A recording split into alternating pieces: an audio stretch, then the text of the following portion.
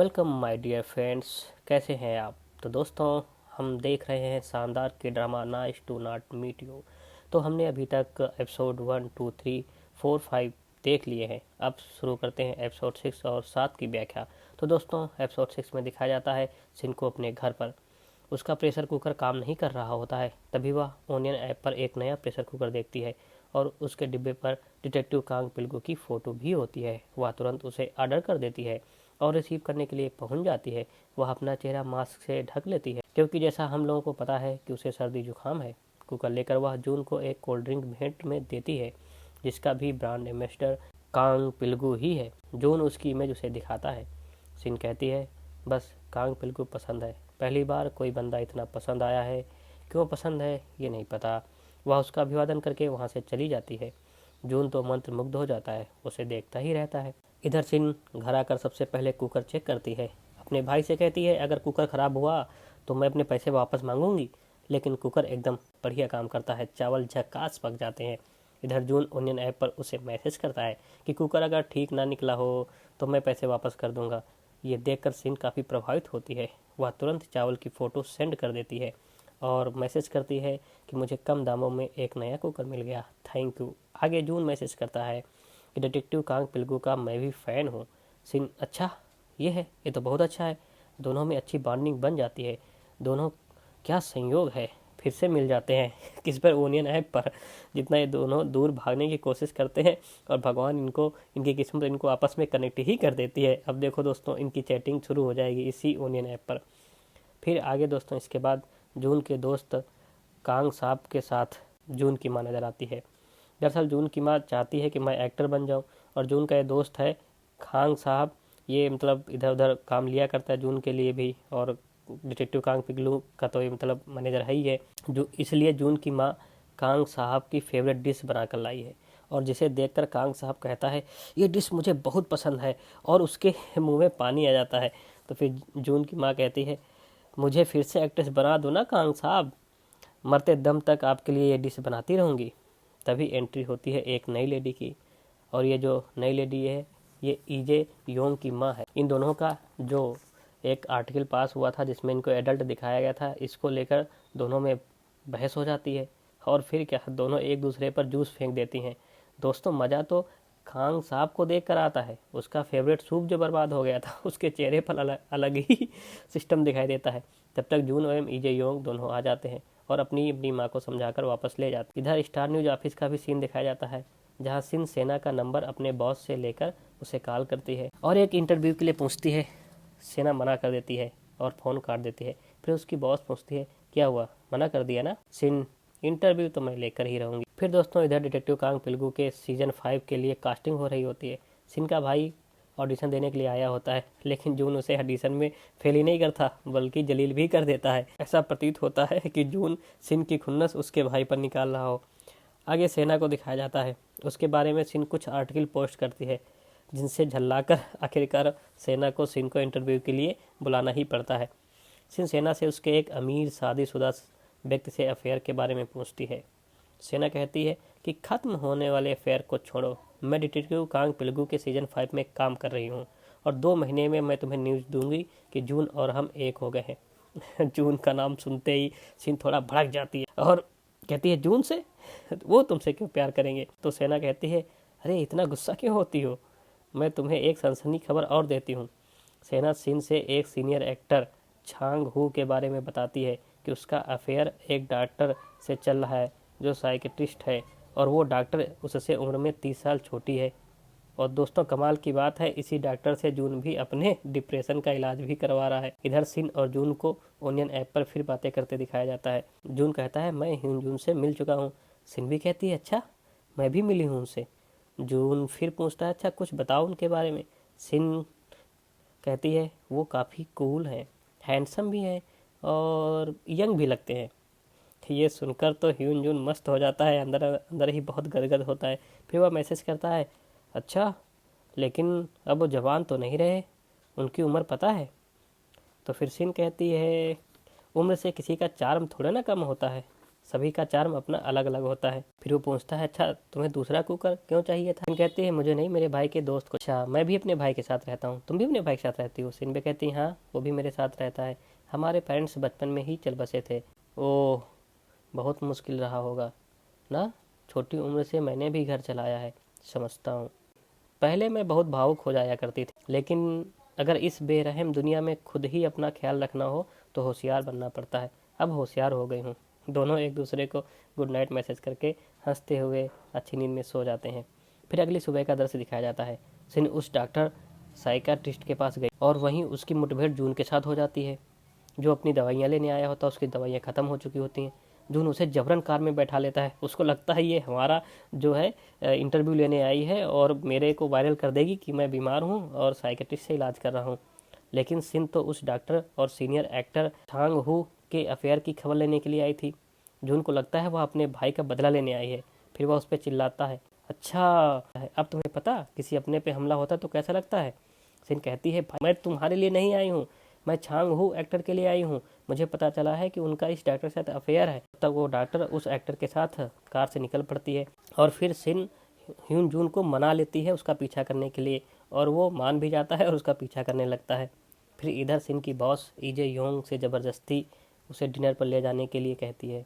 Dinner पर वो पूछती है, क्या तुम मुझे भूल चुके हो? ईजे कहता है, दुर्घटना में मेरे दाएं पैर की हड्डियां चूर चूर हो गई थीं। मुझे तो लगा था मैं अब कभी चल ही नहीं पाऊंगा, लेकिन चमत्कार हुआ, मैं अब चल ही नहीं सकता, दौड़ भी सकता हूँ। लेकिन मौसम जब खराब होता है तो अब भी दायां पैर दर्द करने लगता है। जब मैं मर रहा था तब मुझसे छोड़ गई तुम जब मैं मर रहा था तब तुम मुझे छोड़ गई और शादी कर ली। अब हमारे बीच में कुछ नहीं है। वो कहती है कि उस समय कुछ मैं मजबूर थी, लेकिन ईजे उसकी बात नहीं सुनता है और उठकर चला जाता है। इधर दिखाया जाता है कि वो सीनियर एक्टर और डॉक्टर एक होटल में रुकते हैं। सिन उनकी तस्वीरें निकालती है। इधर डॉक्टर और उस एक्टर का पीछा करते हुए जून और सिन में काफ़ी बातें होती हैं, एक दूसरे की पर्सनल भी बातें होती हैं। इन्हीं बातों में सिन जून से कहती है कि आप तो नई नई लड़कियों को डेट करते रहते हैं, क्या सेना से भी आपका कोई अफेयर चल रहा है? मैंने उसको आपके हॉस्पिटल में देखा था। फिर जून कहता है, आप ऐसी ही बातें क्यों लिखती हैं जो मैं नहीं चाहता हूँ कि वो आम हो जाएं? आपकी बातों से, आपके आर्टिकल से मुझे काफ़ी तकलीफ़ होती है, आप नहीं समझते हैं। फिर सिन कहती है, लेकिन आज जो कुछ भी हुआ मैंने जानबूझकर नहीं किया, इसके लिए सॉरी। फिर जून कहता है, आपका जब से आना हुआ है मेरा काम बिगड़ ही जाता है, भले ही आपकी गलती ना हो। चलो आज से सब खत्म करते हैं, अब हम नहीं मिलते। इसके बाद दोनों अपने अपने रास्ते निकल जाते हैं। लेकिन रात में दोनों को नींद नहीं आती है, एक दूसरे की बातें याद आती हैं। नींद न आने के कारण जून ओनियन ऐप पर अपनी सोलमेट, अर्थात इसकी सोलमेट भी सिन ही है, चैटिंग करने लगता है। अपने अपने दिन की हुई जो रस्साकसी है उसके बारे में बताते हैं। सिन, क्या हुआ, तुम जो चाहते थे वो पा लिए क्या? जून कहता है, हाँ, जहाँ तक मैंने जो बचपन में सोचा था वो बन सका हूँ। मैं अपनी माँ की तरह बनना चाहता था, क्योंकि मुझे मेरी माँ की वजह से काफ़ी प्यार दुलार मिलता था। लेकिन मुझे ये नहीं पता था कि सबकी अपनी अपनी ख्वाहिशें थीं। मुझे बहुत दर्द हुआ जब मैं बड़ा हुआ, जब अपनी माँ के बारे में जाना। दरअसल दोस्त, इसकी माँ एक एडल्ट फिल्म में एक्टर थी, इसलिए इसको बहुत दिक्कतें सहनी पड़ी। इसलिए सिन से कहता है, मैंने अपनों से ही बहुत दर्द पाया है। फिर सिन कहती है, मैं आपसे जलती हूँ, कम से कम आपने वो तो पा लिया जो आप चाहते थे। फिर जून कहता है, अच्छा, जानती हो मैं एकदम ह्यून जून की तरह दिखता हूँ। सिन कहती है, तो फिर अगले बार ऐप पर फेस मीटिंग करेंगे। और फिर वो फ्राइडे को 10 बजे मीटिंग फिक्स करते हैं। फिर अगले दिन उस सीनियर एक्टर की न्यूज़ सिन पब्लिश कर देती है और वो एक्टर ऑनलाइन काफ़ी ट्रोल किया जाता है। तब सिन को जून की बातें याद आती हैं। जून ने इससे कहा था, यहाँ तो इश्क भी नहीं कर सकते हैं, अमेरिका में होते तो लोग कहते क्या बंदे में अभी दम है, यहाँ तो उसे कच्चा चबा जाएंगे, वो भी आपकी वजह से। मुझे तो सर जी पर तरस आ रहा है, क्या होगा अब इनका। तो यही होता भी है उस एक्टर के साथ। अब सिन को अपने काम से बड़ा घृणा होने लगती है। वह रिजाइन दे देती है और फेयरवेल पार्टी में ज़्यादा पी लेती है और उसे होश नहीं रहता है। तब उसे घर जाने के लिए ईजे छोड़ने जा रहा होता है टैक्सी से। तभी रात के 10 बज जाते हैं। जून ओनियन ऐप पर फेस मीटिंग के लिए बड़ी उत्सुकता से इंतजार कर रहा होता है। जब उसकी सोलमेट ऑनलाइन नहीं आती है तो वो ऐप पर कॉलिंग करता है। कॉल ईजे रिसीव करता है। जून घबरा जाता है, कॉल डिस्कनेक्ट कर देता है, सोचता है कहीं पति या बॉयफ्रेंड तो नहीं है। उधर वो सीनियर एक्टर शॉर्ट नोटिस में प्रेस बुलवाता है और बताता है कि वह डॉक्टर मेरी बेटी है, मैं विंग होंग सिन पर मानहानि का मुकदमा दायर करूंगा। अब दोस्तों, इधर फ़ोन पर मेल की आवाज़ सुन कर जून तो सुन्न हो जाता है। और सिन भी नशे में ईजे को घूर रही होती है। इसी झटके के साथ ये एपिसोड 6 ख़त्म होता है। तो दोस्तों अब शुरू करते हैं एपिसोड 7। दोस्तों एपिसोड 7 में दिखाया जाता है कि विमसिन जो पार्टी कर रही थी तो ज़्यादा पी लेती है तो नशे में गिर जाती है। ईजे उसका हालचाल लेता है, फिर बाहर निकल कर आता है। ईजे से वो जो सिन की मैनेजर है वो कहती है कि आर्टिकल मैंने ही लीक किया था।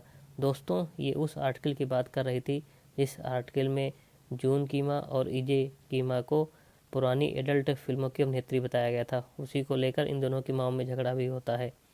तो फिर ईजे ये जब बात सुनता है तो वो पूछता है, मेरी माँ ने तुम्हारे साथ क्या कुछ गलत किया था? तुमने फिर ऐसा क्यों किया? वो कहती है, तो क्या मुझे निकाल दोगे? निकाल दूं तो मैं तुम्हें अच्छी नहीं लगती हूँ जो मुझे निकाल दोगे? अब तुम मेरी कुछ नहीं लगती हो। अच्छा सिन कुछ लगती है उसकी? तुम्हें तो बड़ी परवाह है। एक मर्द का एक औरत की चिंता करने का बस एक ही मतलब नहीं होता है। ठीक है मुझे जाना है। वो ईजे को पकड़ लेती है और किस कर देती है। ये कारनामा एक कलीग देख लेती है। ईजे झट से उसे दूर हटाता है। ये क्या कर रही हो? तुम्हें याद तो होगा आज मेरा बर्थडे है, इसे बर्थडे गिफ्ट समझ लो। ये कहकर वो आगे बढ़ जाती है। फिर दोस्तों आगे दिखाया जाता है सीनियर एक्टर की प्रेस कॉन्फ्रेंस। वो सिन पर मानहानि का मुकदमा करने को कहता है।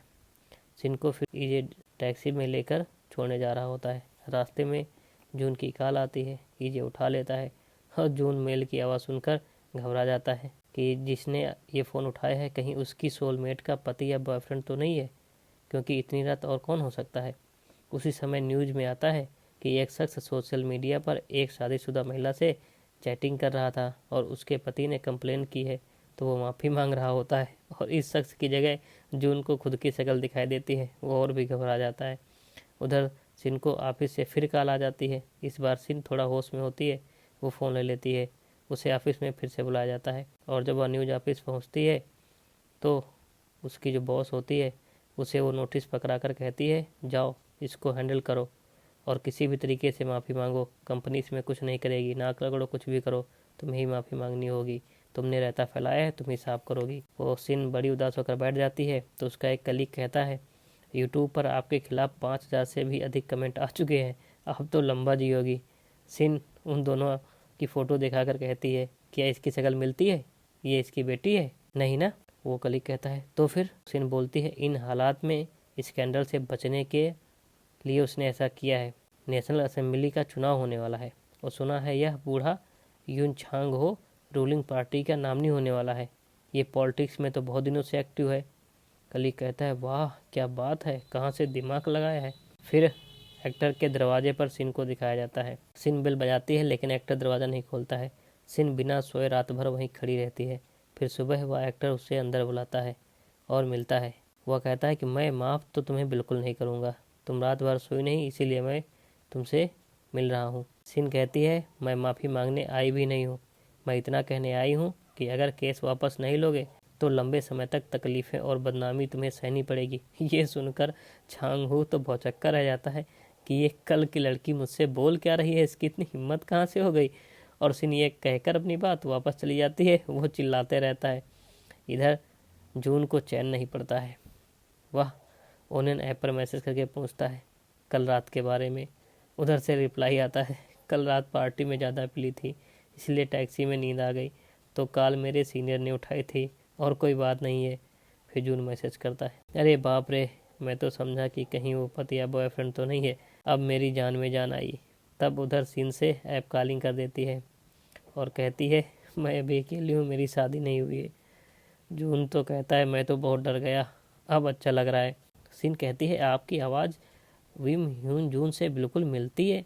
जून कहता है, हाँ मैंने कहा तो था, मैं उनके जैसा ही दिखता हूँ और आवाज़ भी उन जैसी मिलती है। फिर सीन एक डायलॉग सुनाने को कहती है। जून वही डायलॉग सुनाता है, इंसान को कोई नहीं बदल सकता लेकिन मैं बदल सकता हूँ।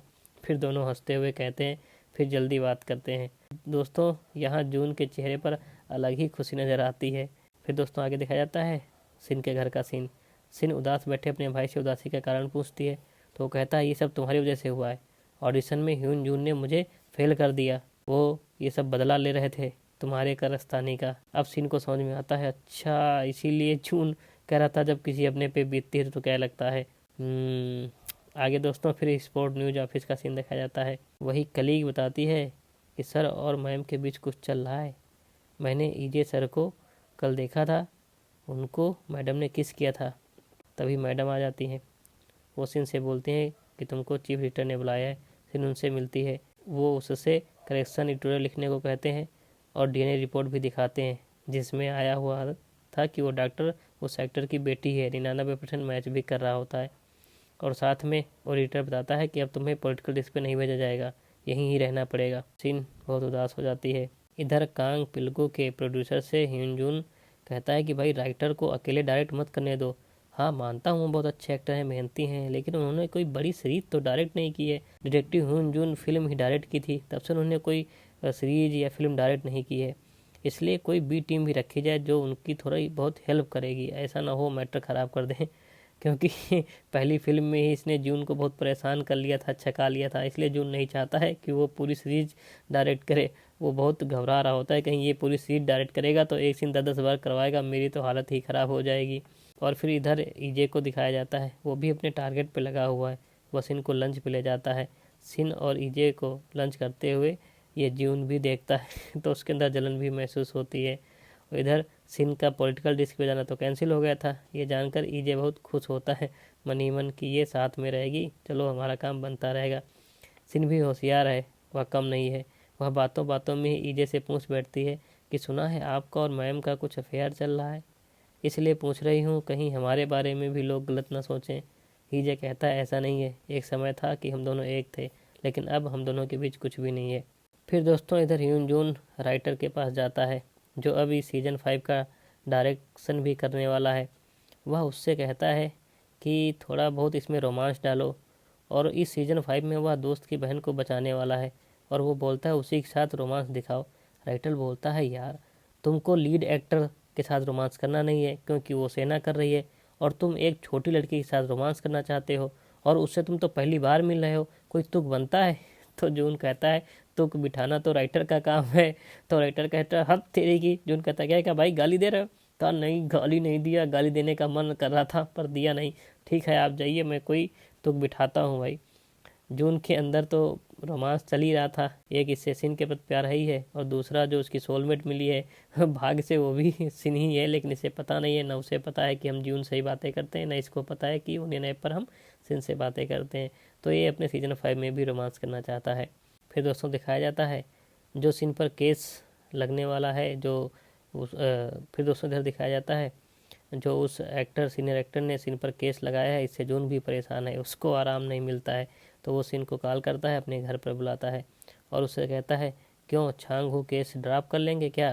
सिन कहती है कि आपको मेरी फ़िक्र है। जून बात को घुमा देता है, नहीं नहीं मुझे क्यों फ़िक्र होगी भाई, तुम्हारे साथ मैं भी तो गया था फ़ोटो वगैरह खींचने, तुम मेरे साथ ही तो थी, इसलिए मैं चाहता हूँ। तो कहती है तुम परेशान मत हो, तुम्हारा कोई नाम नहीं आएगा। वो जून कहता नहीं नहीं ऐसी बात नहीं है, मैं कहना चाहता हूँ गलती हो जाए तो माफ़ी मांग लेनी चाहिए, इस प्रकार घमंड नहीं करना चाहिए। सिन कहती है मैंने करेक्शन आर्टिकल लिख दिया है और अब मैं माफ़ी नहीं मांगूंगी ठरकी बुढ़े से। वह झल्ला कर वहाँ से चल देती है। जून उसके सामने आ जाता है। सिन फिर अपने भाई को रिजेक्ट करने का भी गुस्सा उस पर उतार देती है। जून कुछ कहना चाहता है लेकिन उसकी बात सुनती ही नहीं है और वहाँ से चली जाती है। तब बारिश होने लगती है। जून कहता है कैसे चलाएगी, नौकरी चली जाएगी, अकेले रहती है, ये है वो है, अगर इसकी नौकरी गई तो ये कैसे चलाएगी। तब तक जून देखता है कि बारिश होने लगी है। जून पहले भी देख चुका था कि जब बारिश वारिश होती है तो ये ना लिफ्ट लेती है और ना छाता इसके पास है, ये भीगते हुए जाती है। इसलिए जून पीछे से जाता है, इसको अपने गाड़ी में लिफ्ट देता है। तब रास्ते में जून उससे जर्नलिस्ट बनने का कारण पूछता है तो सिन अपनी पूरी कहानी बताती है कि जब वह स्कूल में पढ़ती थी तो हमेशा हाई स्कूल तक फर्स्ट आती थी, फिर एक बार आगे क्या हुआ ये सेकंड आ गई, और जो लड़का फर्स्ट आया था वो कभी भी पहला दूसरा तीसरा छोड़ो कभी कुछ आते नहीं था, चौथे तक भी रैंक नहीं आती थी, अचानक वो फर्स्ट कैसे आ गया।